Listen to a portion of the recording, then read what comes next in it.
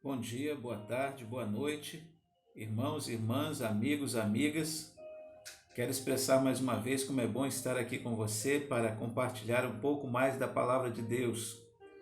Hoje nós vamos encerrar o nosso estudo sobre o bom samaritano. Hoje é a parte 3 do nosso estudo, a nossa fala, a nossa mensagem. O estudo que está baseado no Evangelho de Lucas, capítulo 10, versículos 25 até o 37. Então nós já lemos esse texto, nós vamos apenas pincelar alguns versículos para podermos dar andamento à nossa mensagem.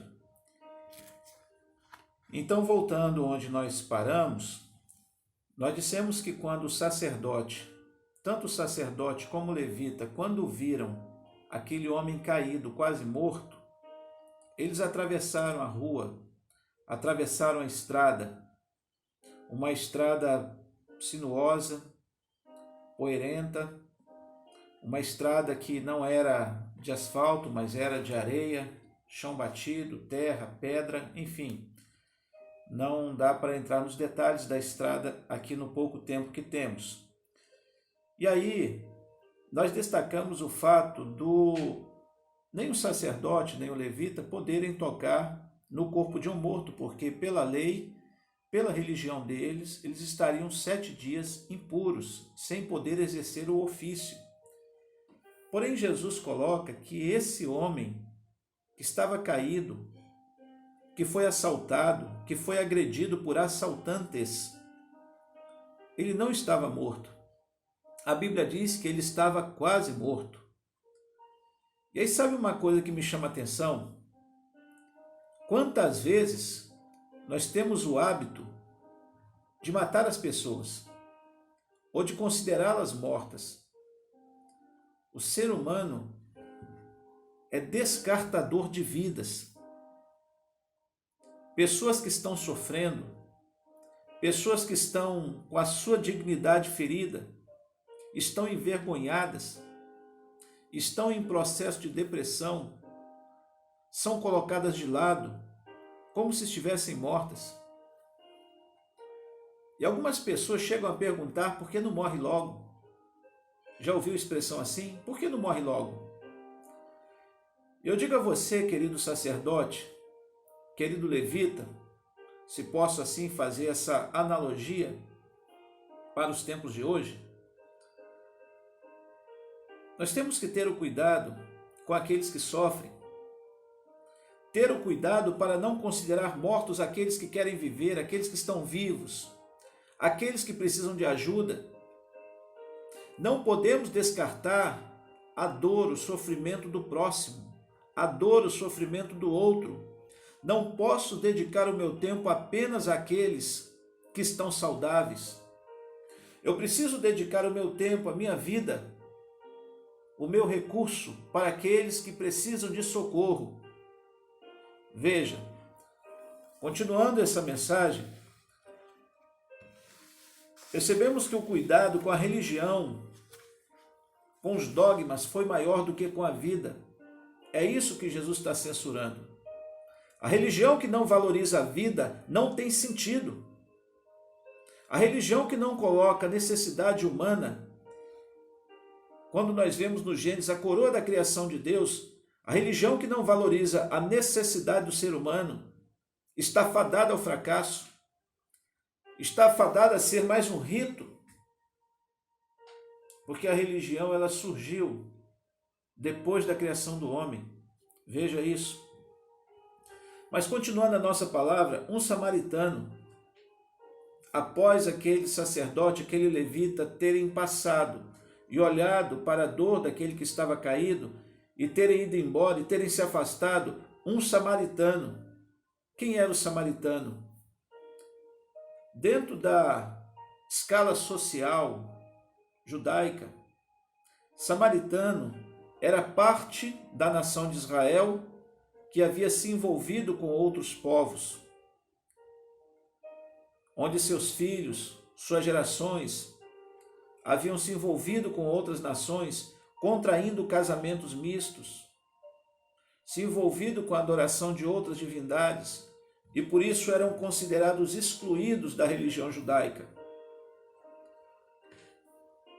A crise era tão profunda que a Bíblia chega a dizer que judeus não se comunicavam, não falavam com os samaritanos. Samaritanos eram pessoas excluídas, eram considerados uma seita religiosa, portanto, afastado dos judeus. E aí um samaritano, habituado a sofrer preconceito, discriminado, humilhado, a Bíblia diz, ficou com pena, teve compaixão, se aproximou, se abaixou, se curvou para ajudar aquele que estava caído. E às vezes nós precisamos ser discriminados para entender a discriminação do outro. Às vezes precisamos ser humilhados para entender a humilhação do outro. Às vezes precisamos ser alvo de preconceito para entender como que o outro sofre preconceito, como que isso dói. E foi esse homem samaritano, habituado a sofrer essa discriminação, que teve compaixão, se aproximou, se abaixou. Diz a Bíblia que limpou as feridas daquele homem que estava caído, limpou com azeite e depois limpou com vinho. Sabe? Era a medicação que tinha na época. Porque o azeite era usado de forma medicamentosa como que um componente que amolecia a ferida. E o vinho era usado como forma de limpar. Vamos pensar no álcool hoje em dia, na esterilização de uma ferida hoje em dia. E aí, aquele samaritano, ele carregava o azeite e carregava o vinho. E usava de forma medicinal. Eu acho interessante que na Bíblia, tanto o azeite como o vinho são usados como benéficos. Tiago, quando escreve a sua carta universal, chega a dizer que quando nós formos visitar alguém que está doente, devemos ungí-lo com azeite e orar. Então veja que o azeite no Novo Testamento está associado à figura medicinal. O próprio Jesus, quando celebra a ceia, ele usa o vinho. Então Jesus, ele tinha um hábito, sabe? E diz a Bíblia que ele enfaixou, depois de ter limpado aquelas feridas, depois de ter tratado as feridas daquele homem de forma emergencial. A Bíblia diz que ele enfaixou aquele homem. O que é isso? Enfaixar, protegeu aquelas feridas da contaminação. Uma pessoa, quando está ferida, ela precisa ser protegida, ela precisa ser amparada, ela precisa ser cuidada, tratada, sabe, com óleo, com vinagre ou com vinho, a expressão que se queira usar. E precisa ser protegida. Precisamos proteger aqueles que estão doentes, aqueles que estão sofrendo, aqueles que sofrem dor. E diz mais, a Bíblia diz que esse samaritano colocou o homem ferido sobre o seu animal e o levou. E sabe o que é interessante? Ele não sabia quem era esse homem que estava machucado, que estava ferido, que havia sofrido assalto.